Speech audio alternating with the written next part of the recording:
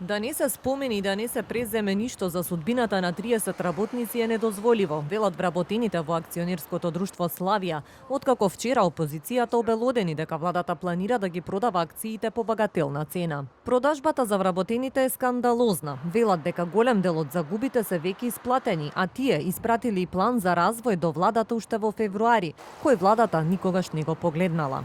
Продажбата на акции во државна сопственост по номинална вредност без при тоа да се направи проценка за нас е скандалозен чин, особено што во денешно време, кога секојдневно се нагласува потребата од транспарентност и борба против корупцијата, како еден од најважните услови за реализирање на Европската унија.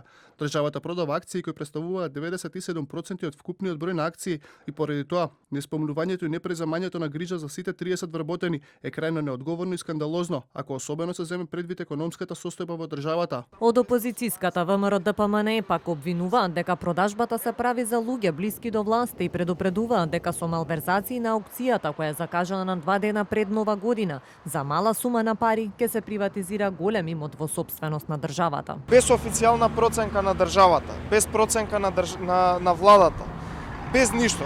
Владата ја мести АД Славија за продажба на нивни блиски луѓе, топтан да го земат целиот имот за 218.535 евра.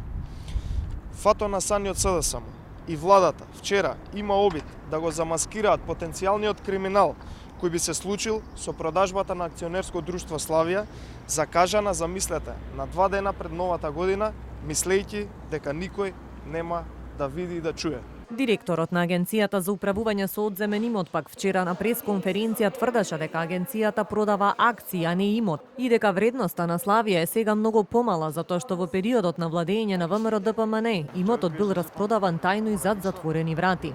Славија е основана во 1953 година. Имала 200 продавници и 8 супермаркети со над 1380 вработени. Во 1996 година е отворен стечај, додека во 2010 година имотот на предпријатието е префрлен на Агенцијата за управување со одземен имот.